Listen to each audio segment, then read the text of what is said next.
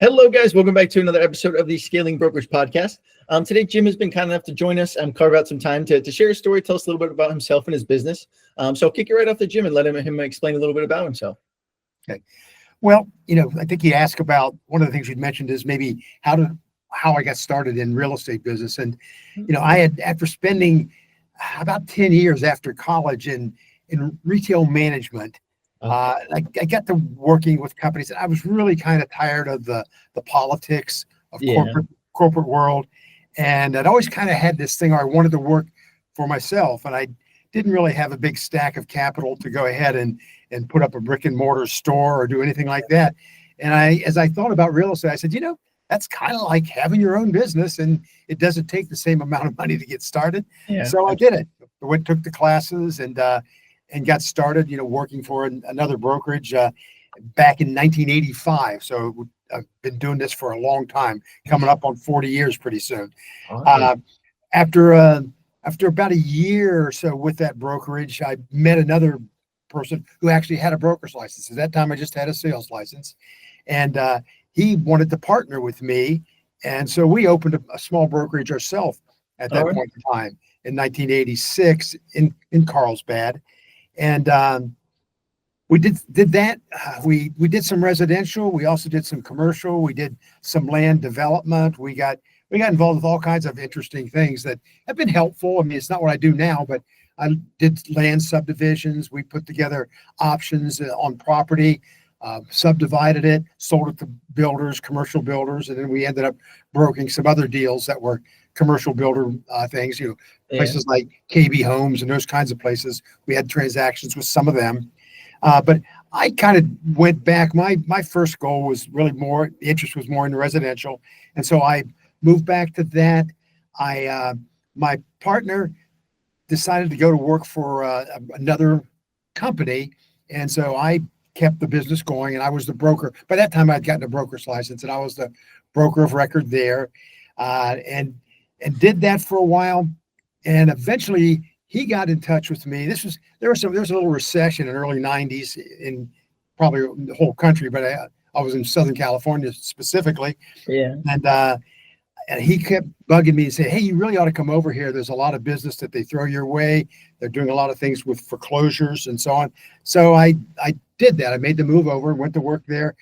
A few years later, I ended up being the manager of that office. They asked me to become the manager. I managed for them. They got bought out by a little larger regional chain. That was a one-store business. A company, local regional chain, bought them out. But I stayed on as manager for them at that location. And then they got bought out by Coldwell Banker. And so I became a manager for Coldwell Banker for about a year. But I was in an area where we had two offices literally a mile apart. Yeah. And they wanted to merge those. And so they offered me to go to manage somewhere else. And I didn't really want to do that. So I stayed on for a while as an assistant manager, and then just taking a look at the whole thing again. It was getting a little corporate. Yeah. Like I said before. Yeah. And so I went to Remax, which was much more independent. You pay desk rent, you do all that, and built your own business. I was at Remax for, probably 3-4 years. And we're heading now into the time when the big crash happened in 2006, 2007. Yeah. In that time frame, a friend of mine had kind of for some time had been working very much building relationships with banks and expecting the thing that happened, kind of. He became the largest broker of REO properties in San Diego County, and his business was just blowing up. So I talked to him and said, "Hey, look, it's kind of slow around here right now. Do you have room for somebody?" He said, "Absolutely." So I went to work there at this company for, about 4 or 5 years, and did real well with it, working with a lot of leads from people we sold 600 REO properties in 1 year. Oh, man. Just kind of rolling along. You guys are moving. Yeah, no, eventually they started spreading that business out between more brokerages, and it tempered down a little bit, and he ended up selling the company. And at that point in time, I went ahead and reorganized myself as an independent brokerage. And at that time, I had one other agent who joined with me, somebody I'd worked with quite a bit before. And since then, I honestly haven't been trying to build this gigantic real estate empire. I think I have about a half a dozen agents who work with me now or have their licenses hung with me. Yeah. Some are doing pretty well. Some are just kind of almost like a hobby, I think, almost. I gotcha. Yeah, kind of more part-time job. Yeah. So, but for, as long as they're not causing trouble and they don't do transactions with problems in them, then I'm okay with that. They don't cost me. They don't cost me a whole lot. For the most part, while we have a brick and mortar location, nobody works out of that brick and mortar location. We're pretty much virtual, and everybody works from their own location. And anyway, although I started getting a little bit more involved with some other agents coming in. I'm getting asked by people if they can affiliate, and part of it is I know a lot of people because I've been doing business here in this area now for pushing 40 years, as I said, and I don't try to rob my agents and make them give me 40-50% of what they make in. I give them a good deal. As long as they don't cause me problems, they can stay and hang out and do that. So I haven't been spending a lot of time and energy in recruiting because I'm not trying to build this gigantic thing. I'm at the point, I've been doing this long enough. My business has become largely repeat and referral. Oh yeah. I've gone through the marketing things and used Zillow and Realtor.com and Homes.com and all those places to bring in leads at different points in time. But I've kind of moved away from that now. I'm pretty happy with kind of keeping a hand on my brokerage and making sure that my people who do business do clean business. And I do probably an average a dozen transactions myself a year. And that's down a little bit because for a while I was probably hitting 20 pretty regularly. Okay. I've never been somebody who had 6 assistants, 2 buyers agents, and all of those things, which I respect those people who do that and want to do that. It's just not been my thing. I have a transaction coordinator, and I've had assistants now and then for part-time stuff. But for the most part, I kind of do my own business, and it's worked really well. I make a decent living. I've managed to pick up rental property in addition for another income stream, and I'm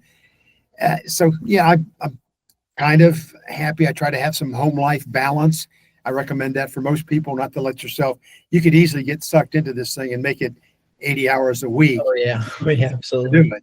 And I know people who do it, and more power to them. It's not me. I got grandkids now. And I want to spend time seeing them and doing the other things and just have some other space in my life, if you will.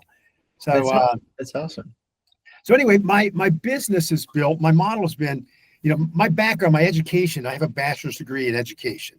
I was going to be a social studies teacher, and I've always kind of attracted to teaching. And one of the things that I found, both as a manager of an office and as an owner of an office, is I'm not afraid of bringing in inexperienced people and training them. I kind of enjoy that. And in reality, I kind of feel like, particularly when you're working with first-time buyers and or first-time sellers, you're doing that. You're teaching them what a real estate transaction is. What are the parts that make it up? And you walk it through them and you communicate with them. And communication, and everybody will say that, but communication is really a critical part of being a successful real estate agent.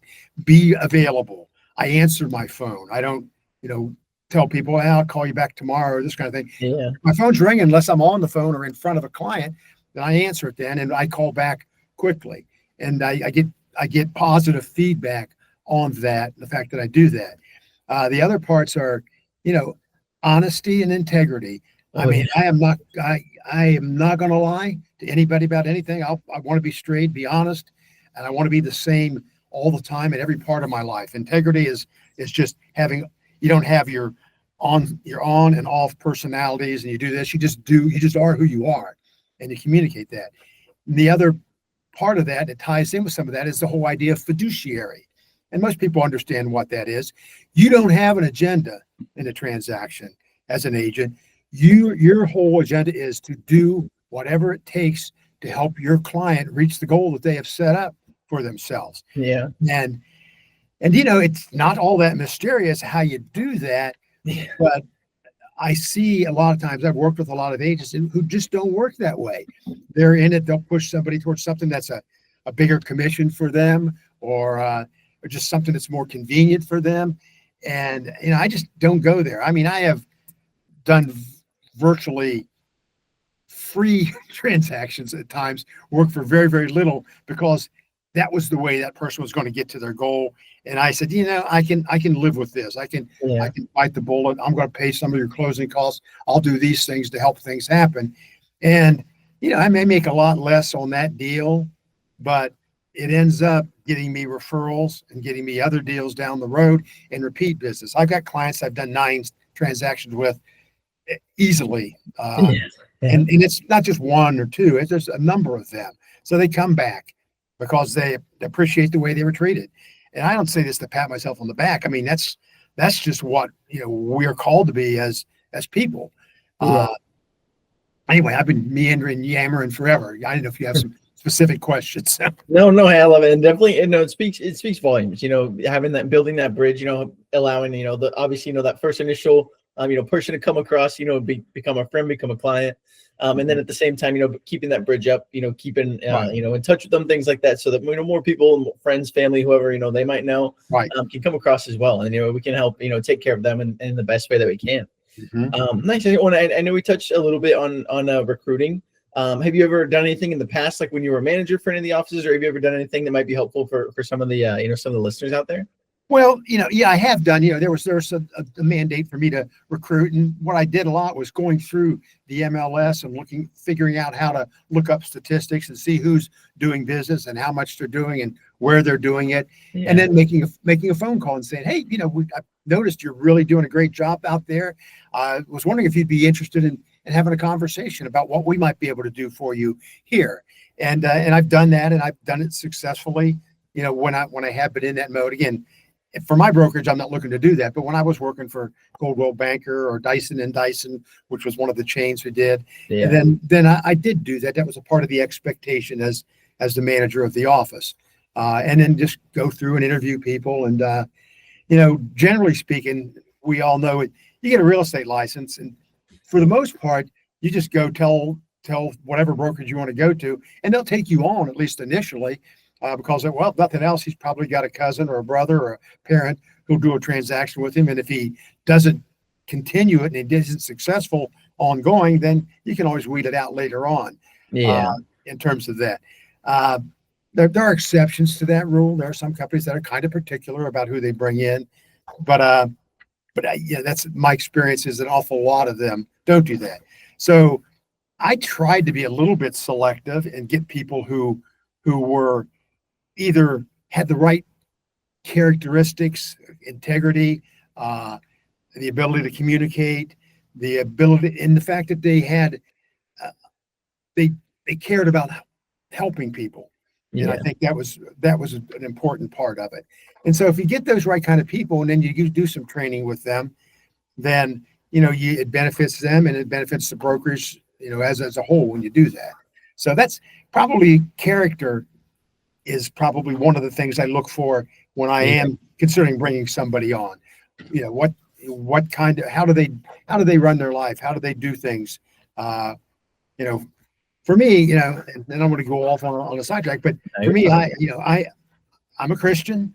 I have a strong belief in God, and it impacts the way I do business. It's the old do unto others as you would have others do unto you, the old golden rule thing. And it emanates out of Christianity, but it's also a secular thing. It's people can come up with that conclusion because it makes a lot of sense, whether or not you have the faith or not. So, but for me, the part that my faith plays in me is, I have to take seriously these things I'm telling you that are important to me: honesty, fairness, fiduciary, all those things, because I answer to somebody else. Absolutely. Well, and I think something that, maybe not on the faith side, but I think something that you have in common with a lot of other, brokerage owners that are, in similar shoes and have been successful in real estate, for multiple years. being that person we can either confide in, that person we can we can trust in. And then also at the same time, that's going to, take care of us. And we know it's going to take care of our mom or dad, whoever else may be, looking to get into a property, Right. it goes a long way. So that's awesome. And it speaks volumes to how, we can do most of our business now on more of a, referral or, comeback customer basis, so to speak. Repeat and referral. Yeah. Yeah. So, that it speaks volumes for what you're able to do and how you're able to take care of people. So that's awesome. That's awesome. I think the next best place to take it would be, what's kind of the future vision and growth for you? What are you looking to do over the next, I know 2030 kind of sounds like the future, but where would you like to look back on 2030 and kind of see yourself done over the last 5 years here?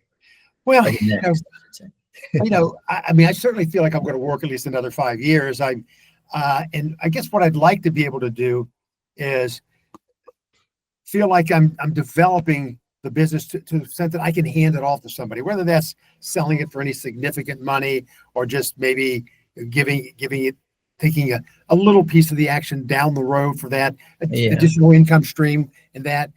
So I'm not looking to build anything giant.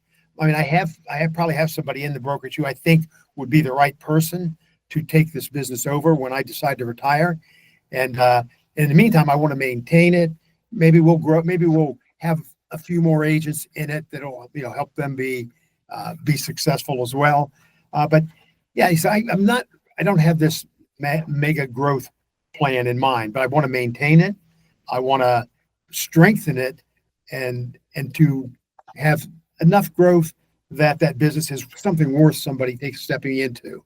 So kind of preparing it for the next step for the next person to take over. So, and that person really is in my office now, and who also is a broker. It's their broker associate who I've known for over 20 years. Oh, wonderful! Yeah, that's wonderful. I think they'd be perfect for it. Get a real quick side story on them. I met them. They were selling their house listed with another brokerage. I brought the buyer into it, and after we finished the transaction, they came to me and said, I really don't like my broker and how they work this and how they're doing for me. Would you help me buy another house? I said, well, I'm glad to do that, but you need to be straight with your other guy. I'm not trying to steal anybody. And she said, yeah, no, that I'll take care of that. I ended up selling them a house.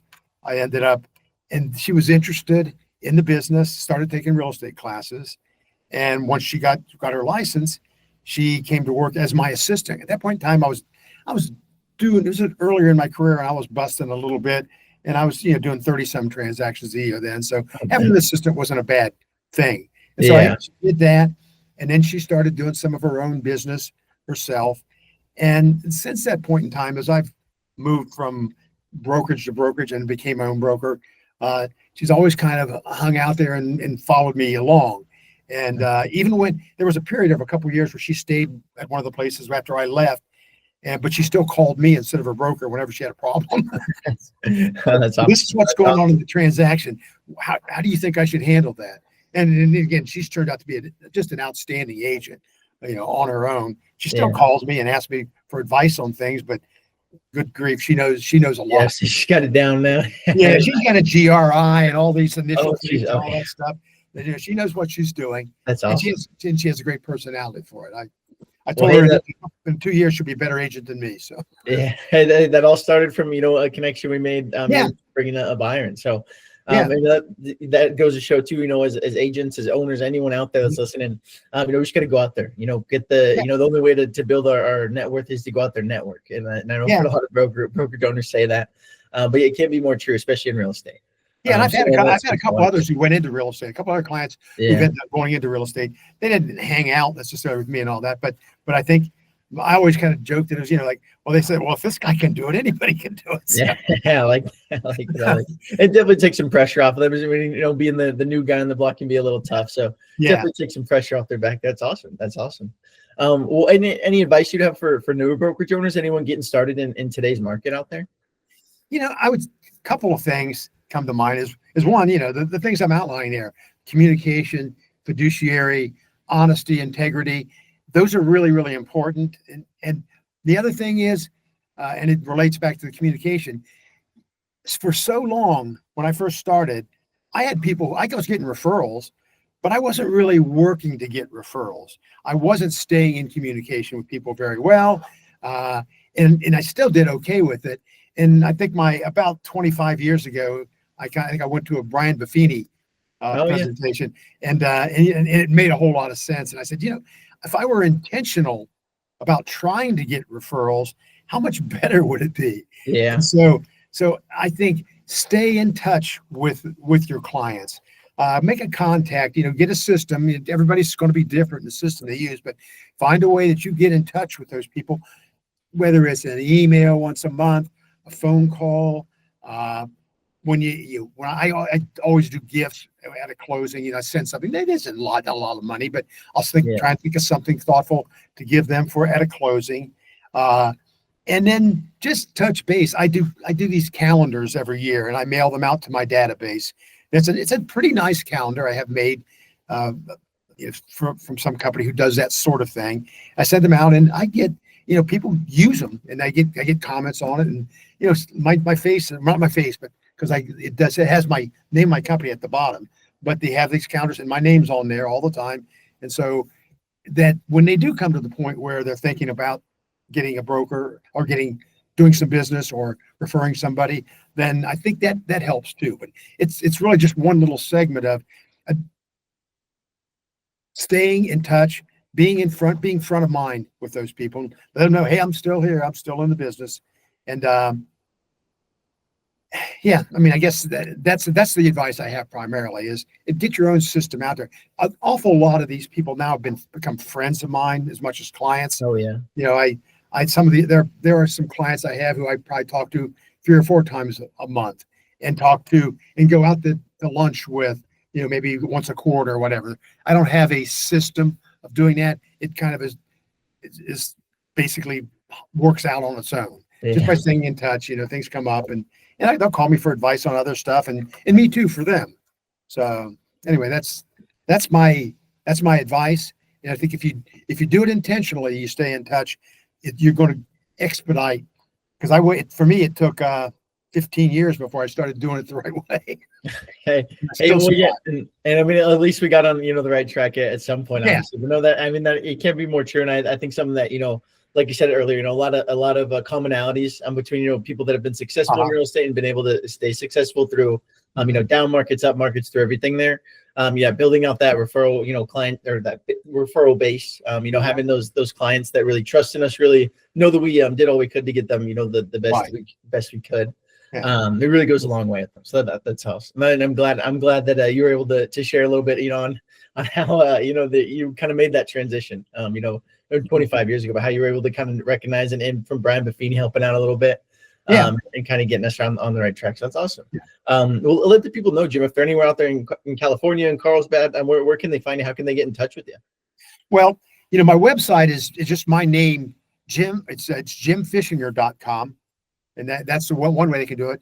If you Google my name, my phone number will be there, and there'll be all that information there. Obviously, I can give my phone number out, but it's probably easier for them to say, hey, you know what? You just Google Jim Fishinger, and you'll find me, and my phone number will be in there. My website will be in there, and I guess I've had a website now for probably 25, 28 years, something like that. And I don't really work it hard, but I do get stuff through that. Every now and then I get a lead. In fact, I got one this morning, as a matter of fact, for a guy who was calling specifically about one of my listings. And so, I think you do it, and some people probably do it to an art much better than I do. No question about it. There are people who are more into that, into social media and those things. Oh, yeah. I have those things, but they're not a big focal point for me. And I don't question that would be good to do it, but I'm content with the way I'm doing it, the way I'm doing business now. So understand. Nice. Well, yeah, and then we'll link everything down below, guys. So if you have any questions, you want to get in touch with Jim, maybe you're out in the Carlsbad area or looking to move to the area, definitely Jim will take care of you over there. Awesome. Thank you again for coming out today. I appreciate you carving the time out of your, I'm sure, very busy schedule. Thank you, Jake. I appreciate the opportunity.